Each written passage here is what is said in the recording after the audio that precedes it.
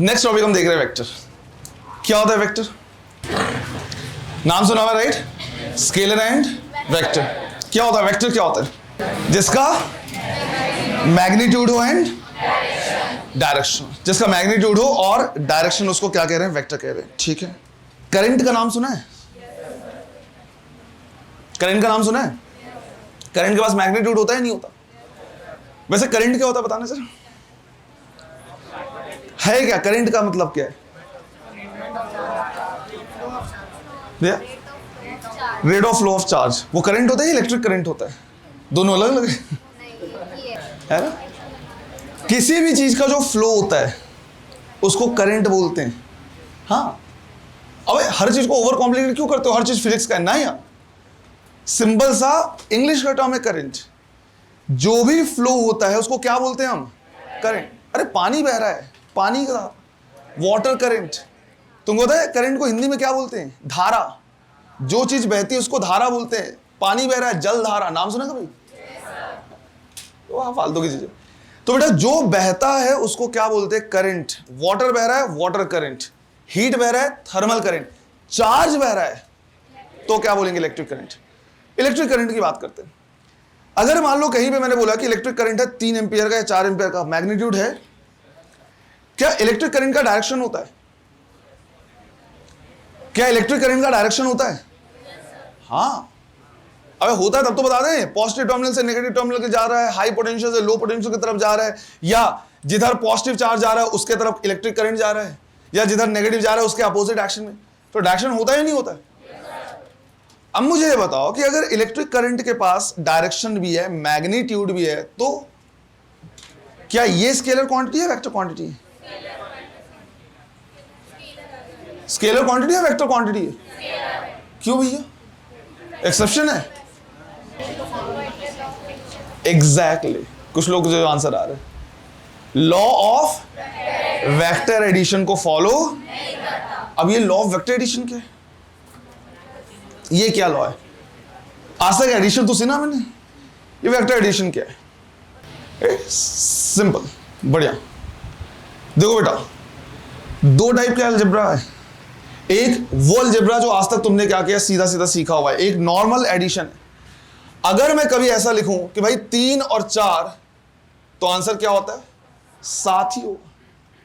3 + 4 का आंसर कितना होगा? 7 ही होगा।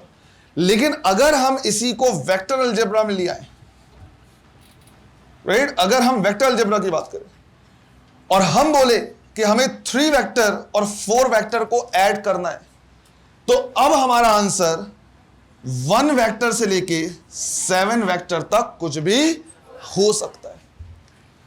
1 वेक्टर से लेके 7 वेक्टर तक, मतलब इनके डिफरेंस से लेके इनके एडिशन तक जो भी वैल्यूज हैं सबके सब हो सकते हैं। जहां पे भी इस टाइप का क्या होता है, लॉ फॉलो होता है, जहां पे भी इस टाइप का अलजेब्रा यूज होता है, जहां पे इस टाइप का एडिशन यूज होता है, इसको हम बोलते हैं लॉ ऑफ वेक्टर एडिशन। अब नो डाउट तुमने ये बोला कि वेक्टर क्या है, ऐसे ही फिजिकल क्वांटिटी या फिर ऐसा वो है, क्या बोलते सिस्टम है जिसके पास मैग्नीट्यूड हो और डायरेक्शन। लेकिन ऐसा नहीं है। मैग्नीट्यूड एंड डायरेक्शन होना चाहिए, ये नेसेसरी है बट सफिशिएंट नहीं है। अभी मैं थोड़ी देर में आ रहा हूं इस चीज पे। नेसेसरी बट सफिशिएंट नहीं होना, दोनों में डिफरेंस क्या है वो तो समझो बेटा। एक किसी भी क्वांटिटी को तुम वेक्टर क्वांटिटी सिर्फ और सिर्फ मैग्नीट्यूड एंड डायरेक्शन के बेसिस पे नहीं कहोगे। मैं अभी पूरी एग्जांपल भी समझाऊंगा अच्छे तरीके से। हम बोलेंगे अ फिजिकल क्वांटिटी, अभी लिखना लिखना नहीं है, पहले समझते जाओ। A physical quantity will be called vector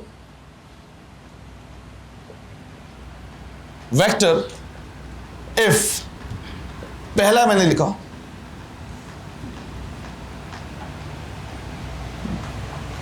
चुप चुप चुप, ये क्या हो रहा है? अजीब सी आवाज नहीं आ रही बिल्कुल ही।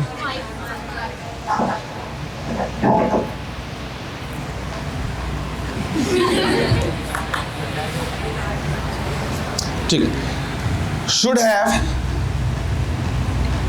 Magnitude, right. Second, should have direction. तीसरा सबसे important, must follow law of vector addition. English पढ़ा है? शुड और मस्ट में डिफरेंस पता है? राइट, सेम वही चीज है।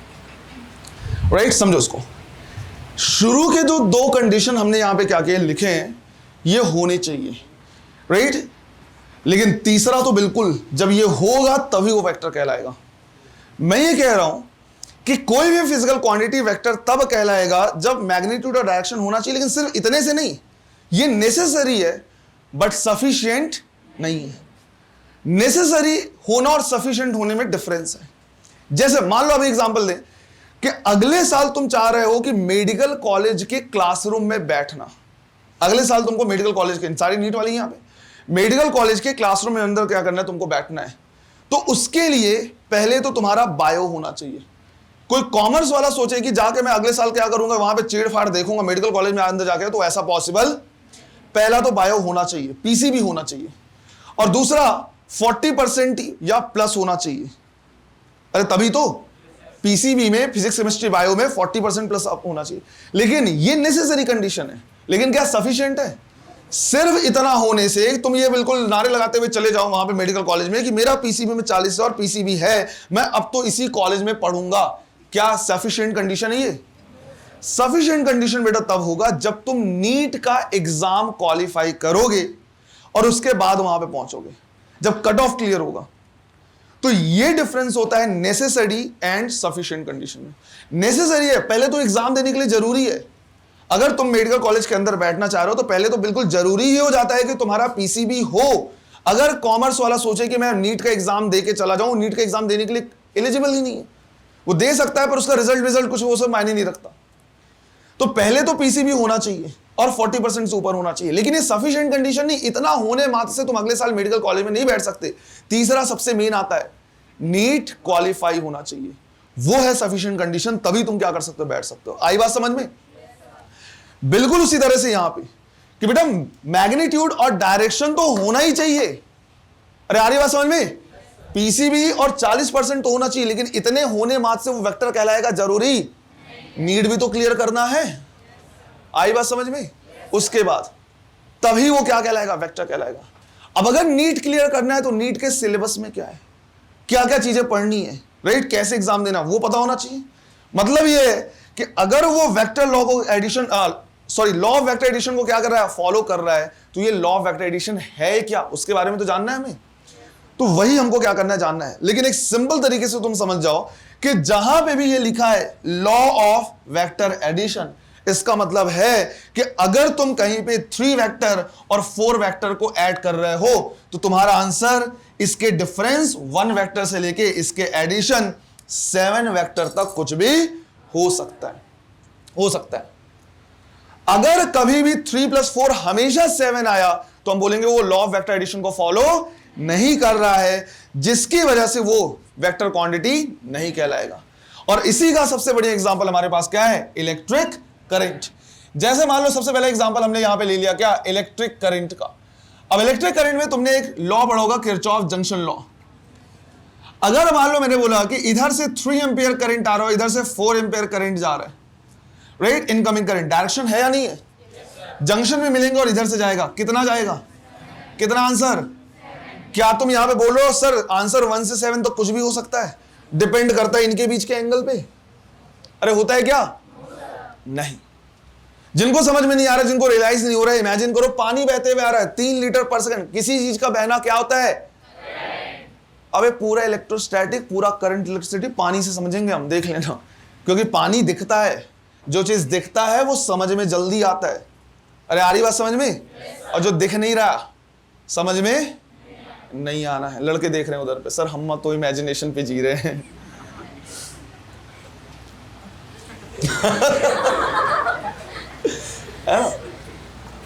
मान लो इधर से 3 लीटर पानी पर सेकंड बहते हुए आ रहा है, इधर से 4 लीटर पानी बहते हुए, वाटर करंट। तो यहां पे अगर कोई पाइप है तो इससे कितना पानी जाएगा? क्या पाइप को ऐसे या फिर इस तरह से कर देने से यहां पे पानी चेंज होगा क्या? बिल्कुल नहीं। आया समझ में? तो हम कह रहे हैं कि 3 और 4 हमेशा साथ ही आ रहा है, राइट, इनके बीच के एंगल पे डिपेंड नहीं कर रहा, जिसकी वजह से हम बोलेंगे ये कैसी क्वांटिटी है, भले इसके पास क्या है, मैग्नीट्यूड एंड डायरेक्शन। सोचो अगर ये वेक्टर क्वांटिटी होता कितना टफ हो जाता लाइफ, राइट। इलेक्ट्रीशियन को क्या करना पड़ता, जितने भी लाइट वाइट लगा रहता है एक तरफ से इस तरह से वायर आ रहा है तो वायर के बीच में एंगल सेट करके जाना पड़ता। अगर गलती से एंगल गड़बड़ हुआ तो पापा फोन कर रहे हैं कि भैया वो लाइट डिम जल रहा है, आके एंगल सही कर दे। एंगल ज्यादा हो गया तो वैल्यू उधर पे कम जा रहा है तो आगे फिर एंगल सेट कर रहा है। अचानक से एंगल कम हो गया, इतना सारा करंट फ्लो हुआ उसमें कि लाइट फ्यूज हो गया। सोचो कितनी डिफिकल्टी हो जाती। घर में देखा कभी इलेक्ट्रीशियन को एंगल मेजर करके वो देख कर रहा है बेचारा, हुआ है लाइट ऐसे चल रहा है, वायर जोड़ रहा है, नहीं देखा है ना।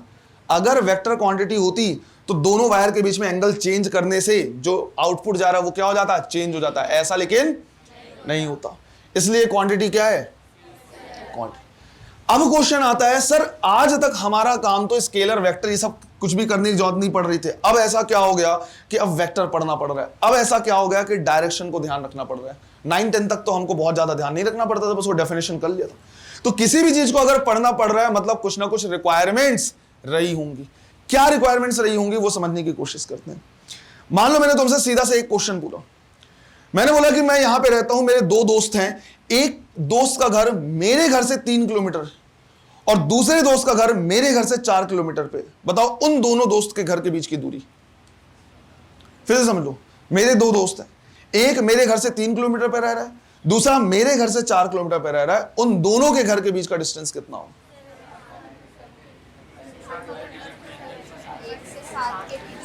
समझ में आया? क्या तुम इसका आंसर दे पाओगे डायरेक्ट? राइट इसका आंसर तुम डायरेक्ट नहीं दे पाओगे। क्यों नहीं दे पाओगे बेटा? बहुत अलग अलग चीजें हो सकती है। मान लो मैं यहां पे रह रहा, मेरा एक दोस्त है ए, हाँ उसके घर वाले ए ही बोलते हैं उसको दिक्कत क्या है? कितना शॉर्ट स्वीट नॉवेल सा नेम है, वॉवेल भी है।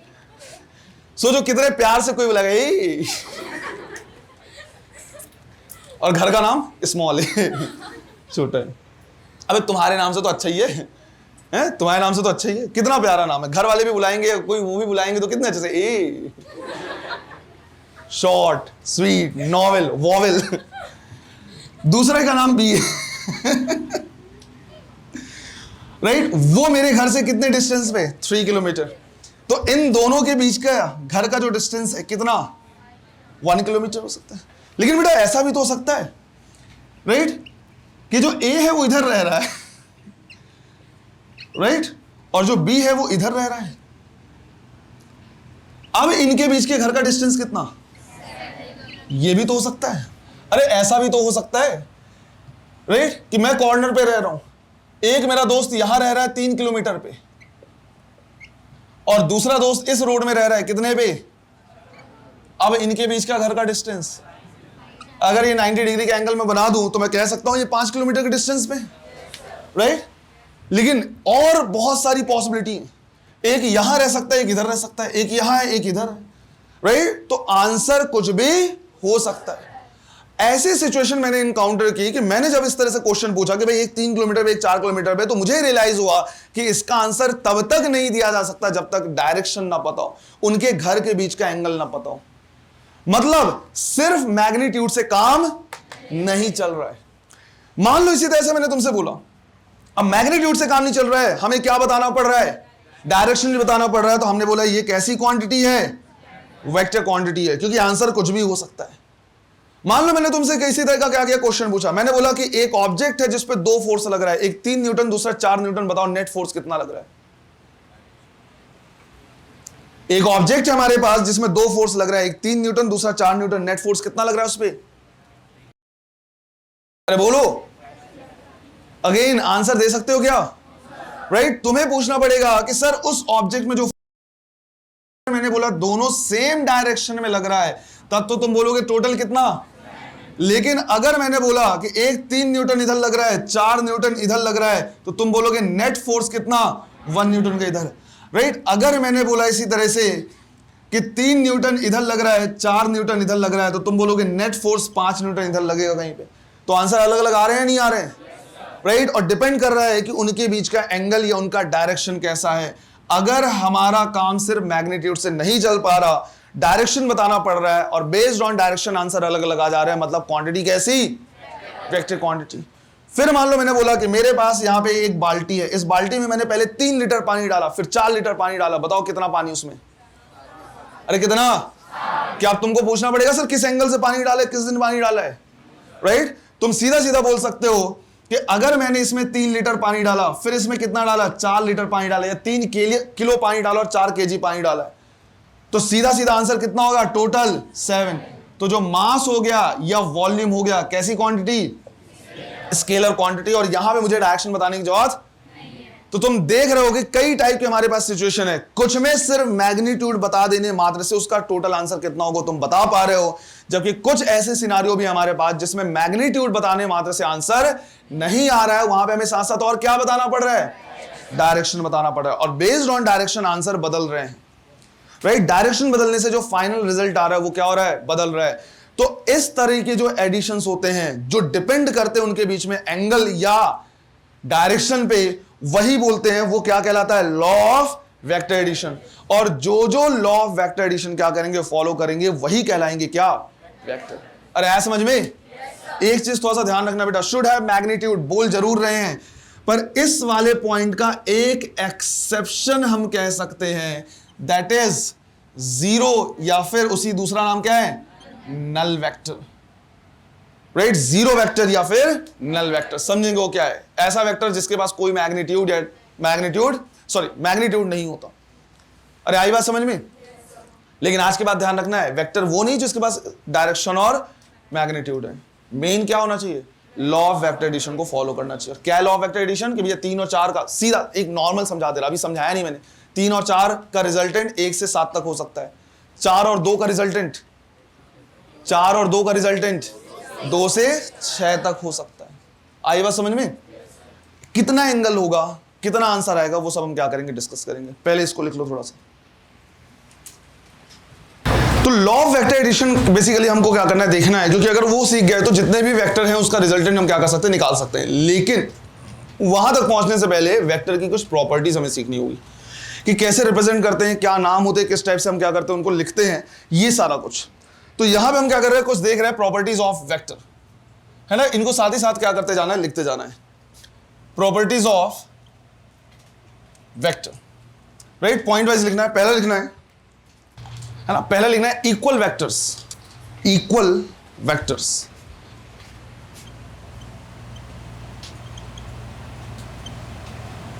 इक्वल वेक्टर्स, इसमें लिखना है 2 vectors will be called equal if they have same magnitude, direction and dimension। देखो बेटा, जो तीसरा पॉइंट मैंने लिखा है कि सेम डायमेंशन या सेम यूनिट होना चाहिए, वो एक तरीके से कॉमन सेंस है। तुम ऐसा कभी भी नहीं कह सकते कि 3 मीटर और 3 न्यूटन बराबर है, राइट? तो एक तरीके से कॉमन सेंस है कि तो भैया अलग अलग अगर फिजिकल क्वांटिटीज ही हैं, मतलब अगर यूनिट अलग अलग है या डायमेंशन अलग है, तो वो तो इक्वल वैसे भी नहीं होंगे। लेकिन उसके बावजूद क्या करना होता है, लिखाना पड़ता है, क्योंकि सारी चीजें क्या है, ट्रू है। मेन जिस पे क्या करना है, ध्यान रखना है, वो शुरू के 2 पॉइंट ध्यान रखना है। अगर कहीं पे वेक्टर क्वांटिटी है तो वो वेक्टर तभी इक्वल कहलाएंगे जब पहली चीज उनका मैग्नीट्यूड सेम हो as well as direction same हो। जैसे मान लो मैंने क्या कर लिया, यहाँ पे 2-3 अलग अलग केसेस ले लिए। मैंने बोला कि यहाँ पे हमारे पास क्या है, एक वेक्टर है ए वेक्टर, और दूसरा यहाँ पे हमारे पास इस तरह से है बी वेक्टर, राइट? अब ध्यान ही देना है कि दोनों का डायरेक्शन क्या है, सेम है, लेकिन दोनों का मैग्नीट्यूड क्या है, अलग अलग है। अब रिप्रेजेंट कैसे करते हैं वेक्टर को, समझो। रिप्रेजेंट करने के लिए एरो का लेंथ जितना ज्यादा बनाते हैं वो बताता है उसका मैग्नीट्यूड उतना ही ज्यादा है। हाँ, वो नहीं कि हमेशा ऐसा बन जाए, वो जल्दीबाजी में कुछ भी बनता रहता है, लेकिन रिप्रेजेंटेशन पर्पस के लिए एरो का लेंथ जितना ज्यादा रहेगा हम बोलेंगे उसका मैग्नीट्यूड उतना ही ज्यादा है। और ये जो एरो हेड है वो क्या बताएगा, डायरेक्शन। तो इसमें हम देख रहे हैं कि यार दोनों का डायरेक्शन तो सेम है लेकिन दोनों का मैग्नीट्यूड सेम, जिसकी वजह से हम कह लेंगे कि ए वेक्टर और बी वेक्टर इक्वल नहीं है, दोनों अलग अलग वेक्टर कहलाएंगे। इसी तरह से मान लो मैंने बोला कि ये मेरे पास एक वेक्टर है ए और ये मेरे पास दूसरा वेक्टर है बी, और मैंने बोल दिया दोनों का लेंथ क्या है, बिल्कुल सेम है, लेकिन अगर हम देखें तो दोनों का डायरेक्शन क्या है, अलग अलग है, जिसकी वजह से हम बोलेंगे कि अभी भी ए वेक्टर बी वेक्टर के इक्वल नहीं है, क्योंकि डायरेक्शन भी क्या होना चाहिए, सेम होना चाहिए, और मैग्नीट्यूड भी क्या होना चाहिए, सेम होना चाहिए। लेकिन अगर मान लो ऐसा हुआ कि यहां पे हमने ड्रॉ किया है ए वेक्टर, उतने ही लेंथ का हमने दूसरा वेक्टर बना दिया बी वेक्टर, तो यहां पे हम कह सकते हैं कि ए वेक्टर किसके इक्वल हो गया। तो वेक्टर क्वांटिटीज तब इक्वल होंगी जब मैग्नीट्यूड और डायरेक्शन क्या हो। समझो बेटा, बहुत छोटे छोटे से पॉइंट होते हैं, बहुत छोटे छोटे से पॉइंट होते हैं।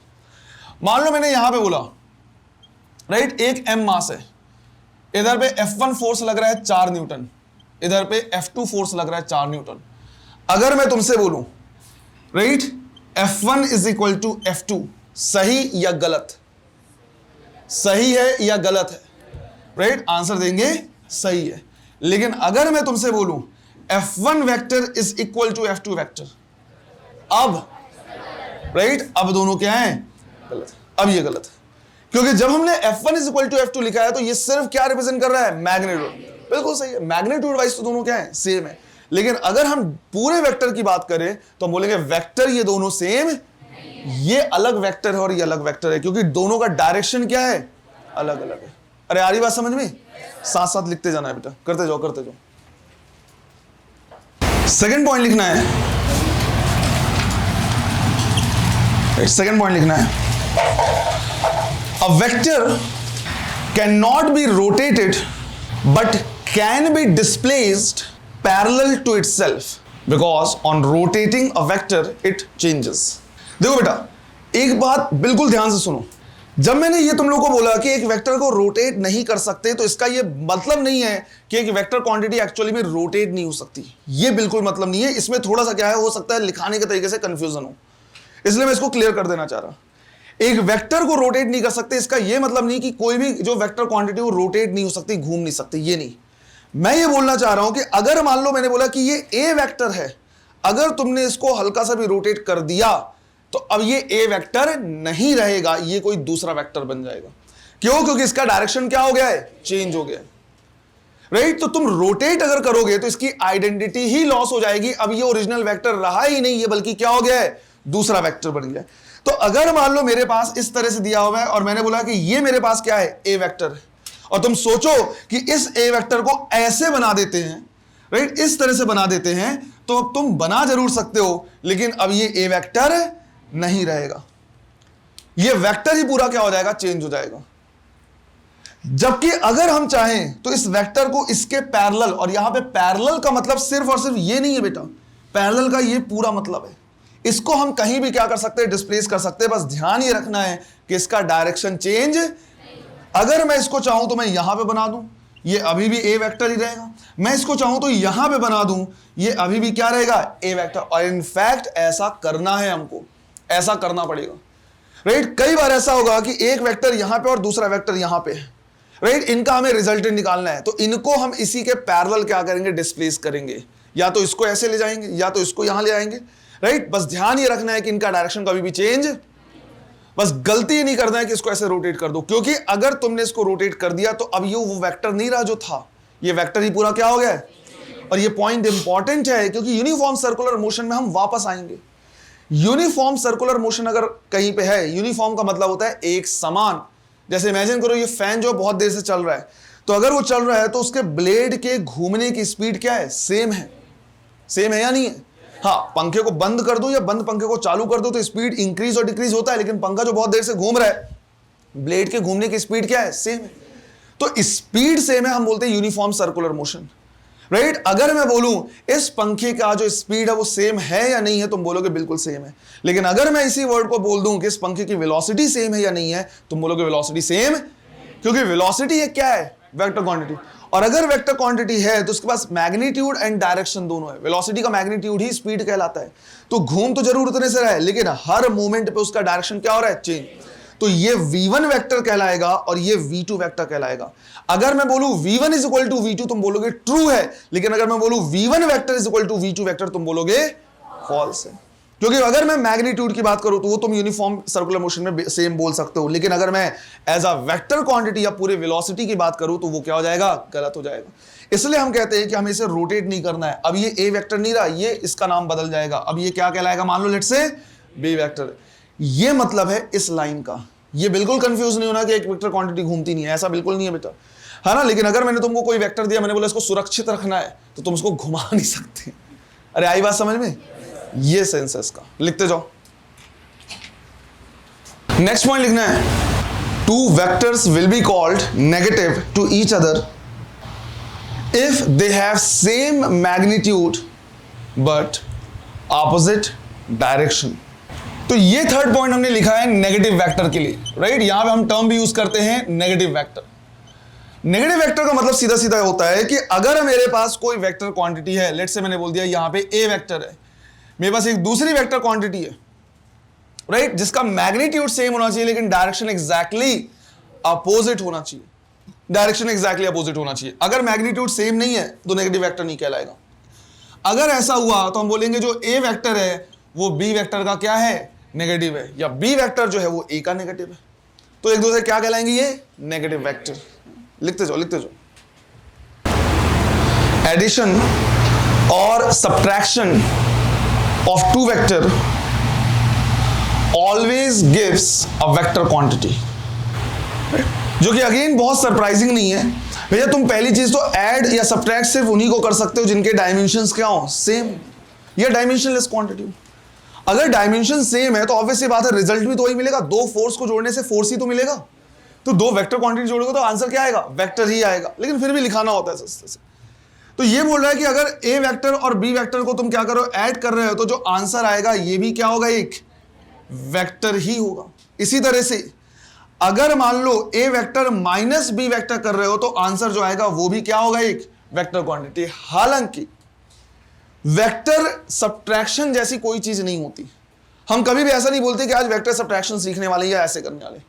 जहां जहां पे हमें सब्ट्रैक्ट करना होगा हम वहां पे बोलेंगे हम, राइट, उसके साथ बी के नेगेटिव वेक्टर को क्या कर रहे हैं, ऐड कर रहे हैं। मीनिंग सेम है लेकिन हम वेक्टर सब्ट्रैक्शन जैसा कुछ टर्म यूज नहीं करते।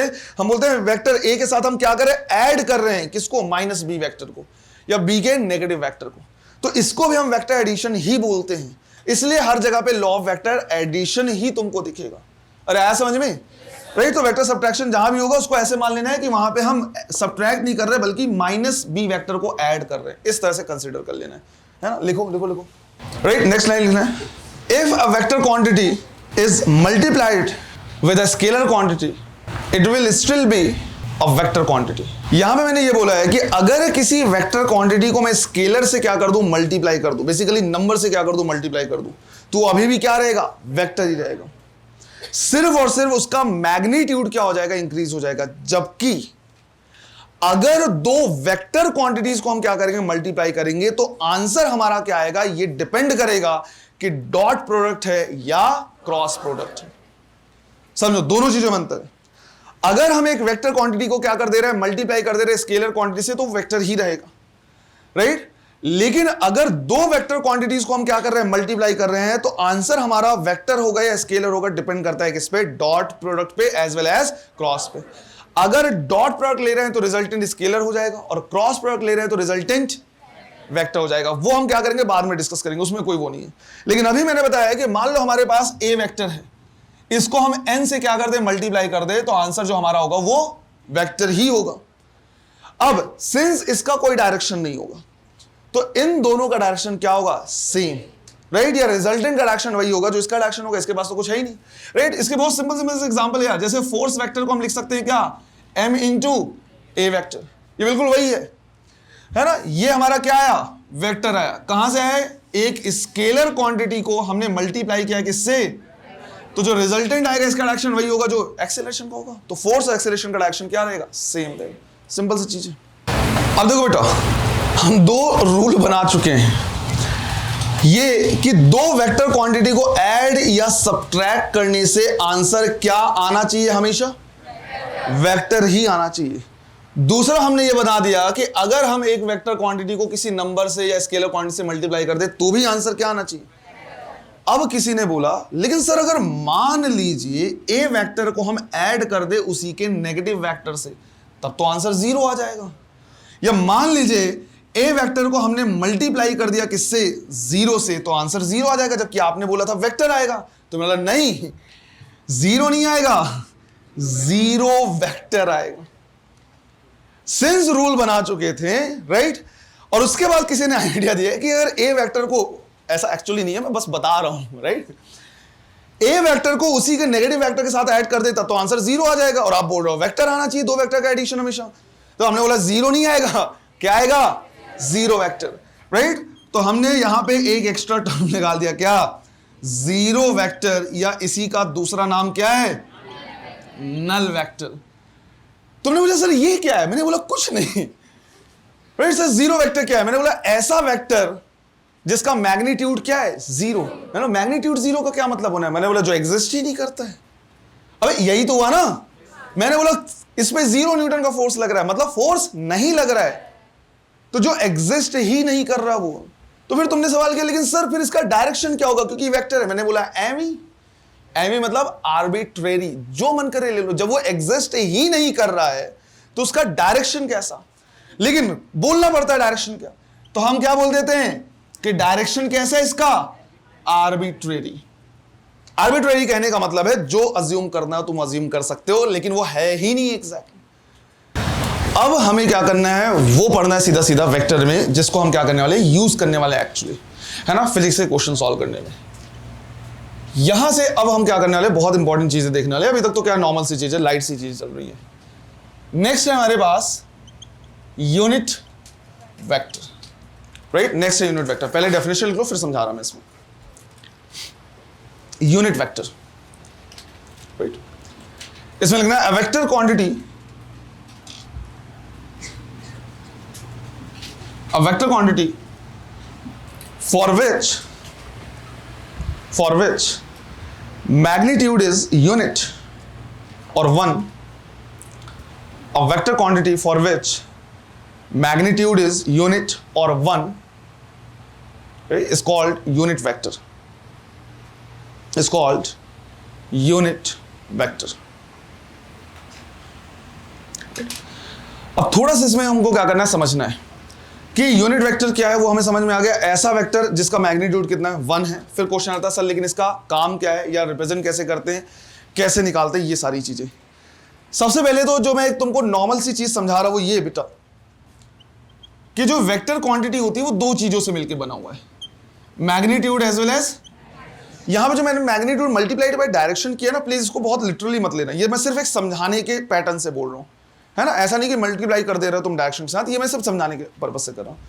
तो मैं ये तुमसे बोल रहा हूं कि बेटा एक जो वेक्टर क्वांटिटी है ना, वो किससे मिलकर बना हुआ है, मैग्नीट्यूड और डायरेक्शन। उसके बाद दोनों चीजें, मैग्नीट्यूड भी और डायरेक्शन भी।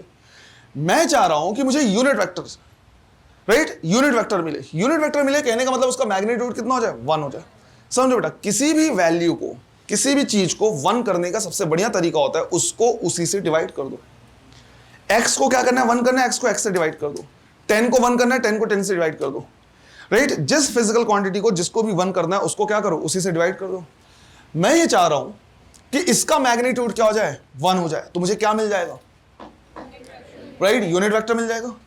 तो मुझे अगर क्या करना है, यूनिट वेक्टर निकालना है, लेट्स से, तो मैंने क्या कर दिया, इस वेक्टर क्वांटिटी को जिसके पास magnitude as well as direction है उसको डिवाइड कर दिया, किससे, मैग्नीट्यूड से।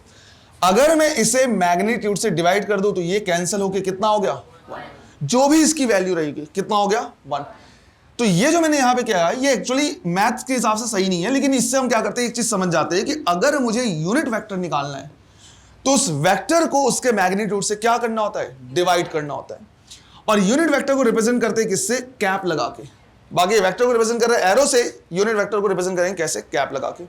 अगर मुझे ए वेक्टर का क्या करना है, यूनिट वेक्टर निकालना है, तो उस वेक्टर को उसके मैग्नीट्यूड से क्या करना होगा, डिवाइड करना होगा। ये हमारा क्या होता है, फॉर्मूला होता है, राइट। ये क्या लगाया हुआ है, मॉड। मॉड का मतलब क्या है, सिर्फ मैग्नीट्यूड, डायरेक्शन साइन कुछ देखने की जरूरत नहीं, सिर्फ और सिर्फ मैग्नीट्यूड। तो किसी वेक्टर क्वांटिटी को जब हम मैग्नीट्यूड से क्या कर देते हैं, डिवाइड कर देते हैं, तो उसका मैग्नीट्यूड 1 हो गया, लेकिन साथ में क्या बचा हुआ है, डायरेक्शन। क्वेश्चन आता है सर लेकिन इसका काम क्या है। सुनो बेटा, सबसे इंपॉर्टेंट चीज यही है, एक यूनिट वेक्टर का काम होता है एक वेक्टर क्वांटिटी को वेक्टर के फॉर्म में लिखने में। एक हो गया वेक्टर क्वांटिटी और दूसरा हो गया उसका वेक्टर का फॉर्म। जैसे मान लो मैंने तुमसे बोला कि भाई यहां पे हमारे पास क्या है, 5 न्यूटन का फोर्स लग रहा है, लेट्स से मैंने बोल दिया ईस्ट डायरेक्शन में। तो मैंने बोला 5 न्यूटन का फोर्स और मैंने बोला ईस्ट डायरेक्शन, ये मैग्नीट्यूड है और ये क्या है, डायरेक्शन। तो ये है तो वेक्टर क्वांटिटी, लेकिन अभी वेक्टर के फॉर्म में नहीं है, उसका मैं मैग्नीट्यूड अलग बोल रहा हूं और डायरेक्शन अलग बोल रहा हूं। लेकिन अगर मैं इसी को इस तरह से लिखने लगूं, F vector is equal to 5 I cap newton, right, I cap J cap K cap के फॉर्म में, तो अब ये वेक्टर का फॉर्म आ गया। क्वांटिटी वेक्टर है पर वो वेक्टर के फॉर्म में नहीं है।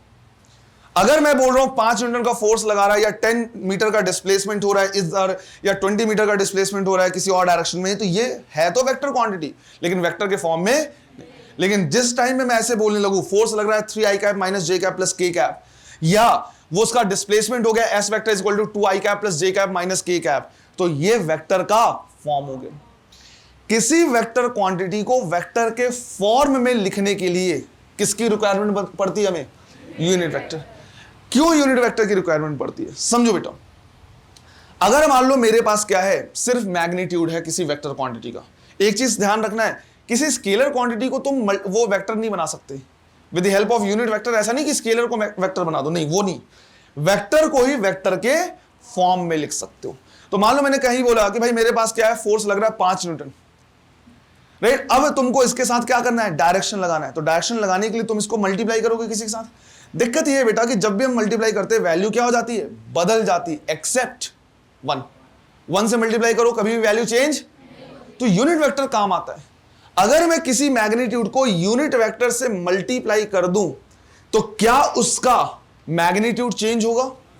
लेकिन यूनिट वेक्टर के साथ जो डायरेक्शन है वो इसके साथ चिपक जाएगा। तो अब इसको डायरेक्शन मिला या नहीं मिला? डायरेक्शन मिल गया, वेक्टर के फॉर्म में आ गया, राइट। इस चीज का ध्यान रखना बेटा, एक वेक्टर क्वांटिटी अलग और वेक्टर का फॉर्म क्या होता है? अलग होता है। एक सिंपल सी चीज भाई, मान लो कोई पुलिस वाला है, अगर उसने वर्दी वगैरह सब पहन रखी है तो पुलिस वाला तो है ही और पुलिस के फॉर्म में भी है, लेकिन जब छुट्टी हो रही हो, घर में रह रहा है, राइट, मान लो यूनिफॉर्म में नहीं है, राइट, सिविल कपड़े पहने हुए इसने, तो भैया है तो वो पुलिस वाला अभी भी, अरे है या नहीं है? बस वो पुलिस के फॉर्म में नहीं है। इसका ये बिल्कुल मतलब नहीं कि वो वर्दी किसी को भी पहना के तुम पुलिस वाला बना सकते हो। अरे आ रही बात समझ में? इसका ये बिल्कुल भी मतलब नहीं है कि उस वर्दी को तुम किसी को पहनाओ और तुम बोलोगे ये देखो पुलिस वाला बन गया। नहीं, उस वर्दी का काम है पुलिस वाले को ही पुलिस के फॉर्म में लाना। पुलिस के फॉर्म में रहेगा जब वर्दी पहना हुआ है। नहीं पहना हो अभी भी पुलिस वाला ही है वो, लेकिन बस पुलिस के फॉर्म में नहीं है, ऑफ ड्यूटी। सेम काम है, उस वर्दी की जगह पे यूनिट वेक्टर है। यूनिट वेक्टर का काम क्या है? किसी वेक्टर को वेक्टर के फॉर्म में लिखने में। इसका यह मतलब नहीं कि कोई भी स्केलर क्वांटिटी को वेक्टर बना दे। अरे आ रही बात समझ में? अब समझो बेटा, और ये डिफाइन किया गया किसके लिए? एक्स एक्सिस के लिए, वाई एक्सिस के लिए, as well as Z axis के लिए। अगर एक्स एक्सिस के लिए हमें क्या करना है? यूनिट वेक्टर देखना है, तो ये क्या होता है? आई कैप, राइट। इसी तरह से अगर वाई एक्सिस के लिए हमें क्या करना है? देखना है, तो ये क्या हो जाएगा? जे कैप। एंड अगर जेड एक्सिस के लिए हमें क्या करना है? देखना है, तो ये क्या हो जाएगा? के कैप। तो आई cap, J cap, K cap ये यूनिट वेक्टर हैं जो पहले से क्या है? डिफाइंड है। इनका एक फिक्स्ड मीनिंग है कि वो किस डायरेक्शन को रिप्रेजेंट करेंगे। इसी तरह से माइनस एक्स एक्सिस की तरफ जाना है माइनस आई कैप, माइनस वाई की तरफ जाना है माइनस जे कैप, ऐसे लगा सकते हो। अगर मैंने आई कैप लिख दिया मतलब वो एक्स एक्सिस की तरफ है, अगर मैंने जे कैप लिख दिया मतलब वो वाई की तरफ, और अगर मैंने के कैप लिख दिया इसका मतलब वो जेड एक्सिस के लिए। ये प्री डिफाइंड है। अगर मैंने तुमको बोला वाई कैप, एक्स कैप, या मैंने बोल दिया पी कैप, क्यू कैप, तो तुम उससे ये नहीं जान पाओगे कि पी कैप, क्यू कैप ये सब किस डायरेक्शन को रिप्रेजेंट कर रहे हैं। सिर्फ इतने से तुम्हारा काम नहीं चलेगा। अरे आ रही बात समझ में? अब इसकी हेल्प से हमको क्या करना है? किसी भी वेक्टर क्वांटिटी को वेक्टर के फॉर्म में लिखना है। तो पहली चीज क्यों लिखना है और दूसरा फिर कैसे लिखना है, वो दोनों हम क्या करेंगे देखेंगे, है ना। पहले इतना लिख लो, और इस पॉइंट को क्या करना है? ध्यान रखना है। किसी का भी यूनिट वेक्टर निकालने का तरीका, उस वेक्टर को क्या करो? डिवाइड कर दो उसके मैग्नीट्यूड से। हर चीज सीखेंगे, अभी मैग्नीट्यूड निकालना हमने सीखा नहीं है, अभी सीखेंगे। अब अगर हम क्या करें देखिए इस तरह से, तो हमने बोला ये एक्स एक्सिस है, ये वाई एक्सिस है, इसी तरह से minus X minus Y. X के तरफ का जो भी यूनिट वेक्टर होगा वो क्या होगा? आई कैप, उधर पे माइनस आई, जे कैप माइनस जे, के कैप माइनस के। मतलब ये पर्टिकुलर क्या कर रहे हैं? 3 डायमेंशंस में डायरेक्शंस को रिप्रेजेंट कर रहे हैं।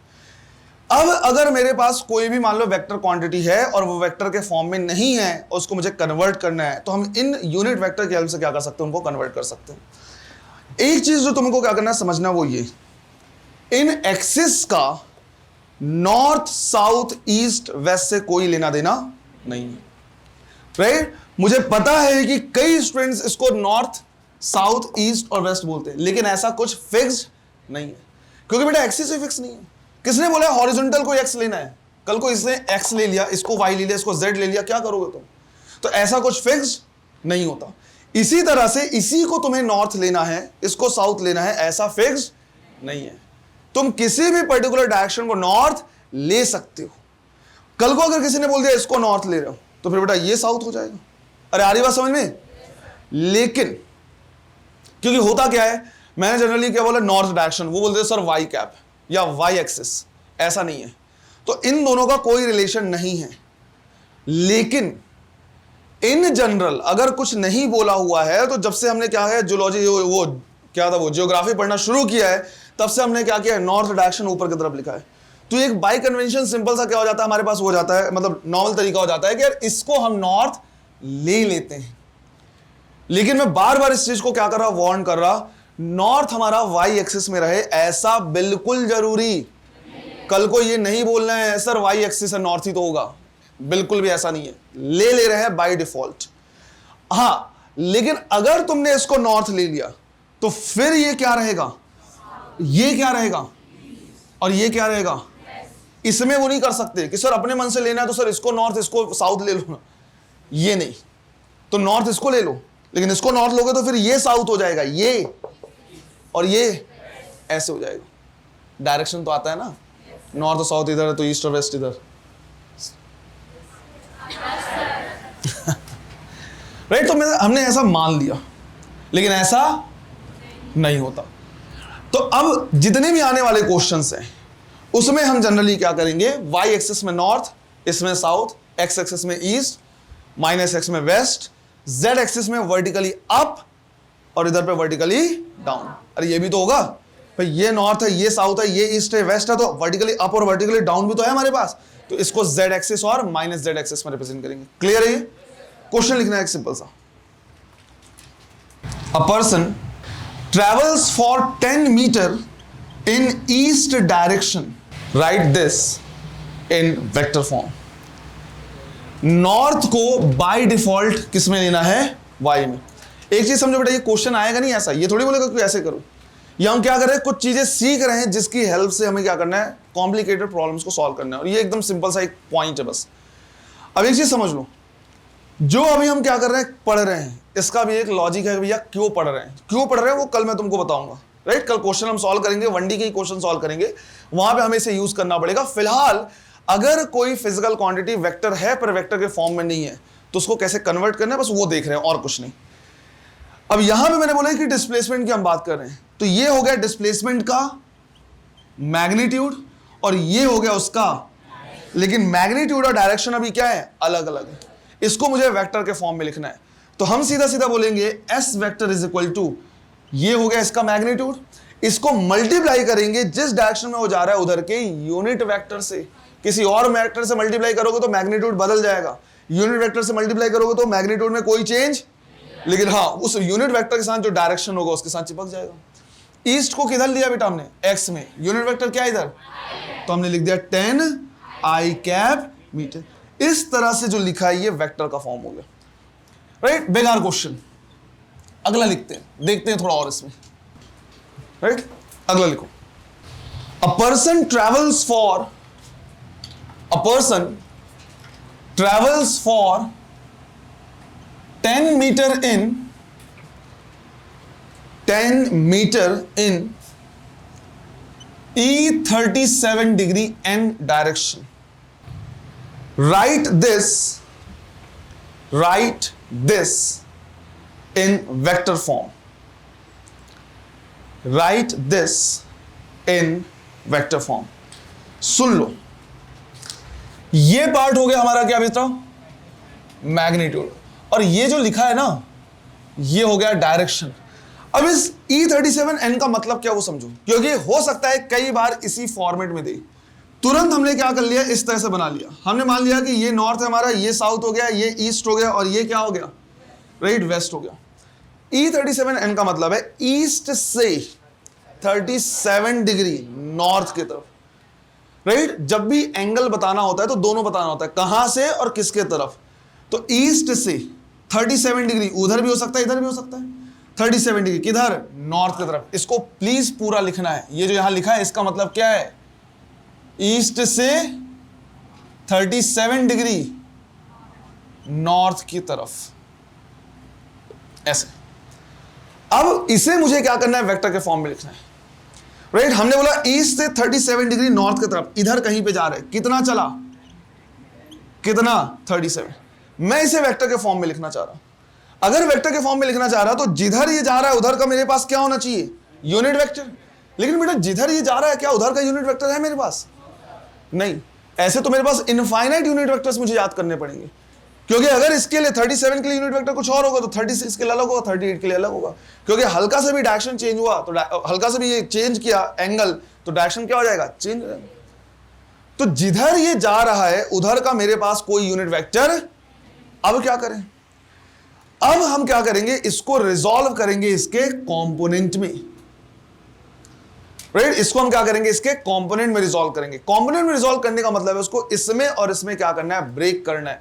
बिल्कुल सिंपल सा है, बता दे रहा हूं मैं। मान लो कभी ऐसा हुआ, ये मान लो एक्स एक्सिस दिया है, ये वाई एक्सिस दिया है, यहां पे एक वेक्टर दे दिया है, let's say O vector, O A vector, ये एंगल थीटा दिया हुआ है, और इसे मुझे क्या करना है, कंपोनेंट में रिजॉल्व करना है। तो यहां से मैंने क्या कर दिया, परपेंडिकुलर ड्रॉ कर दिया।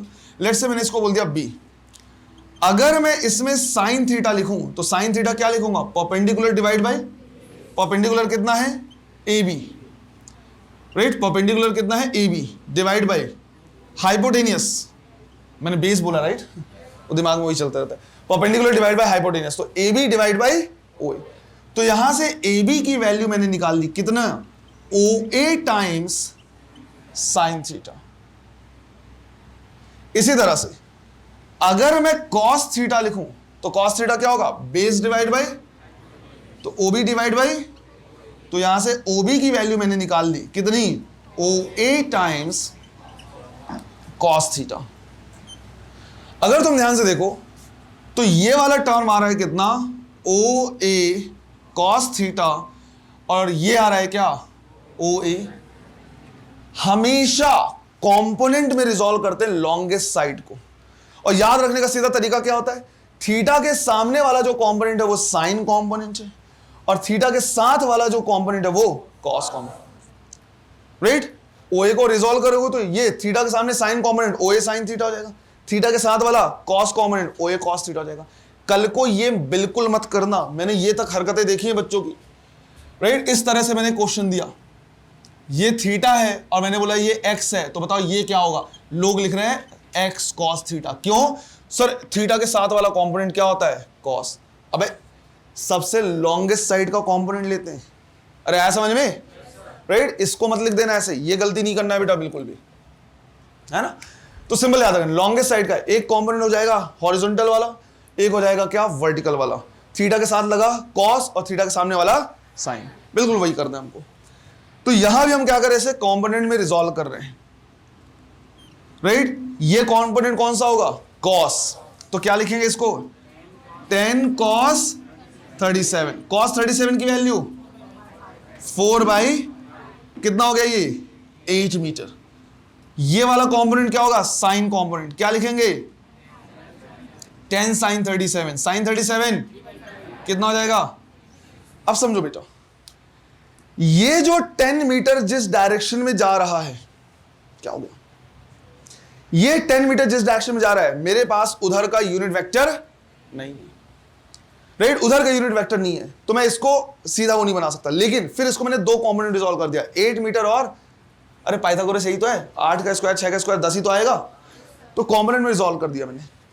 अब ये जो 8 मीटर जिधर आ रहा है, क्योंकि इधर जा रहा है मतलब फॉरवर्ड डायरेक्शन में जा रहा है और अपवर्ड डायरेक्शन में भी जा रहा है, तो 8 मीटर जिधर जा रहा है क्या उधर का यूनिट वेक्टर है या नहीं है, क्योंकि इसको मैंने लिया किसमें, एक्स एक्सिस में।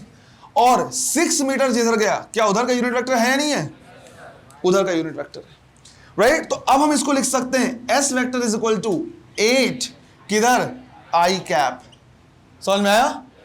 और ये 6 किधर है, प्लस 6 जे कैप। तो इसको हमने इस तरह से क्या कर दिया, वेक्टर के फॉर्म में लिख दिया, S vector is equal to 8 I cap plus 6 J cap metre. ये था वेक्टर क्वांटिटी, पर वेक्टर के फॉर्म में नहीं है, और ये वेक्टर के फॉर्म में। एक वेक्टर के फॉर्म में कोई भी वैल्यू अगर लिखी रहती है तो उससे मैग्नीट्यूड भी निकाला जा सकता है, डायरेक्शन भी निकाला जा सकता है। अरे आ रही बात समझ में, राइट, बिल्कुल सिंपल सा। आज ये आया समझ में कि जब भी तुम किसी भी क्वांटिटी को देखते हो, जब उसमें 2i cap minus j cap plus k cap ये सब लिखा रहता है, तो उसका मतलब क्या होता है, ये x एक्सिस की तरफ उतना कंपोनेंट है, ये y एक्सिस की तरफ है, ये 3 डायमेंशन होता है तो z में भी होता है। अरे आ रही बात समझ में? तुम्हारा एक होमवर्क क्वेश्चन है, राइट, कि एक पर्सन है जो वो 20 मीटर चल रहा है वेस्ट से 53 डिग्री साउथ के तरफ, राइट। इसको तुमको क्या करना है, वेक्टर के फॉर्म में लिखना है, इसे तुम्हें वेक्टर के फॉर्म में लिखना है। अब ये तो मैंने बता दिया कि वेक्टर के फॉर्म में क्या करना है, क्यों लिखना है, सॉरी कैसे लिखना है। कल की क्लास में हम सीखेंगे कि ऐसा क्यों कर रहे हैं, क्यों इतने अच्छे खासे बिल्कुल सिंपल से डेटा को ऐसा बना रहे हैं, तो इसका भी क्या है, रीजन है, राइट। वो हम क्या करेंगे, कल सीखेंगे कि ये जो कर रहे हैं वो क्यों कर रहे हैं, कल की क्लास में आएगा। आज जो पढ़ा समझ में आया है? बेटा वेक्टर आ गया, चीजें अब कल जल्दी प्रॉपर रिवाइज करनी पड़ेंगी तुमको, है ना। एक होमवर्क क्वेश्चन सिंपल सा है, उसको करके आओ, है ना। बाकी अपन देखेंगे कि ऐसा क्यों कर रहे हैं। क्लियर है ये? चलो, थैंक यू।